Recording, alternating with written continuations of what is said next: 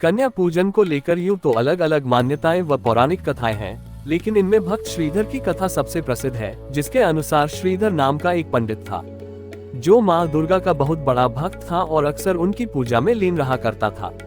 श्रीधर की एक भी संतान नहीं थी, जिसकी वजह से वह काफी दुखी रहता था।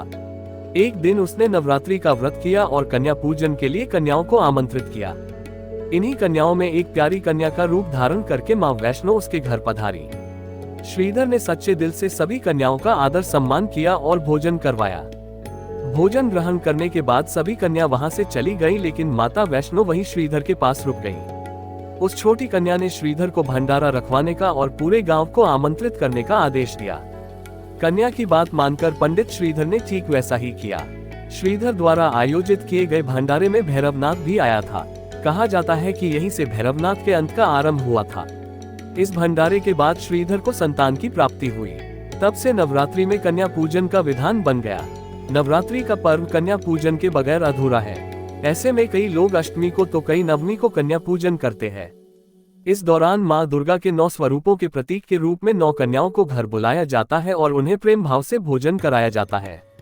इसके बाद उन्हें सामर्थ्य अनुसार उपहार देकर और उनसे आशीर्वाद लेकर विदा किया जाता है। इससे माता प्रसन्न होती है। कन्या पूजन में 2 से 11 साल की 9 बच्चियों की पूजा की जाती है। 2 साल तक की कन्याओं को माँ कुमारी का रूप माना जाता है। इनकी पूजा करने से घर में दुख और दरिद्रता दूर हो जाती है। 3 वर्ष की कन्या त्रिमूर्ति का रूप मानी गई है। त्रिमूर्ति के पूजन से घर में धन धान्य की भरमार रहती है, वहीं परिवार में सुख और समृद्धि जरूर रहती है। 4 वर्ष की कन्या को कल्याणी माना गया है। इनकी पूजा से परिवार का कल्याण होता है। 5 वर्ष की कन्या रोहिणी होती है। रोहिणी का पूजन करने से व्यक्ति रोगमुक्त रहता है। 6 वर्ष की कन्या को कालिका रूप माना गया है। कालिका रूप से विजय, विद्या और राजयोग मिलता है। 7 वर्ष की कन्या चंडिका होती है। चंडिका रूप को पूजने से घर में ऐश्वर्य की प्राप्ति होती है। 8 वर्ष की कन्याएं शांभवी कहलाती हैं। इनको पूजने से सारे विवाद में विजयी मिलती है। 9 साल की कन्याएं दुर्गा का रूप होती हैं। इनका पूजन करने से शत्रुओं का नाश हो जाता है और असाध्य कार्य भी पूरे हो जाते हैं। 10 साल की कन्या सुभद्रा कहलाती हैं। सुभद्रा अपने भक्तों के सारे मनोरथ पूरा करती हैं। ये भी मान्यता है कि अष्टमी और नवमी के दिन कन्या पूजन में एक बालक की भी पूजा करनी चाहिए। धार्मिक ग्रंथों के अनुसार जब भगवान विष्णु ने माता सती के शव को सुदर्शन से काटा तो उसके हिस्से जगह जगह गिरे और शक्तिपीठ बन गए। इन स्थानों की रक्षा के लिए भगवान शिव ने भैरव की नियुक्ति की थी। इसलिए माना जाता है कि नवदुर्गा पूजा के दौरान कन्या पूजन के समय एक बालक की भी पूजा की जाए।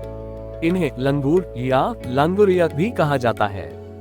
कन्या पूजन से माता प्रसन्न होती है। कन्या पूजन से सम्मान, लक्ष्मी, विद्या और तेज प्राप्त होता है। इसके अलावा आर्थिक स्थिति में भी सुधार होता है। इससे शत्रु परास्त होते हैं और विघ्न बाधाओं का भी नाश होता है। कन्या पूजन माँ दुर्गा को प्रसन्न करने के लिए किया जाता है। अगर आप भी अष्टमी या नवमी में से किसी एक दिन कन्या पूजन करने वाले हैं तो जान लीजिए इससे जुड़े जरूरी नियम। कन्या पूजन के लिए 2 से 10 वर्ष तक की कन्याओं को ही घर लेकर आना चाहिए। कन्या पूजन में कम से कम 9 कन्याएं और एक बालक जरूर होना चाहिए। कन्याओं को भोजन कराने से पहले उनके पैर धोकर कुमकुम अक्षत लगाएं और उन्हें चुनरी ओढ़ाएं। कन्या पूजन के प्रसाद में पूरी, हलवा और काले चने बनाना अनिवार्य होता है। कन्याओं को भोजन कराएं और आखिर में उन्हें उपहार देकर उनका आशीर्वाद जरूर लें। आइए अब जानते हैं कन्या पूजन का महाउपाय। जब कन्या आपके यहाँ भोग ग्रहण कर ले तो आप उनके पैर छुएं और उन्हें थोड़ा सा हल्दी मिला चावल देकर उन्हें आशीर्वाद के रूप में खुद पर छिड़कने को कहें। इसके बाद उन्हें ससम्मान विदा करें। मान्यता है कि इस उपाय को करने पर साधक के यहाँ पूरे साल धन धान्य भरा रहता है और कभी भी घर में दुख दुर्भाग्य प्रवेश नहीं करता है। जय माता दी। और अधिक जानकारी के लिए हमारे चैनल को लाइक, सब्सक्राइब और कमेंट जरूर करें। धन्यवाद।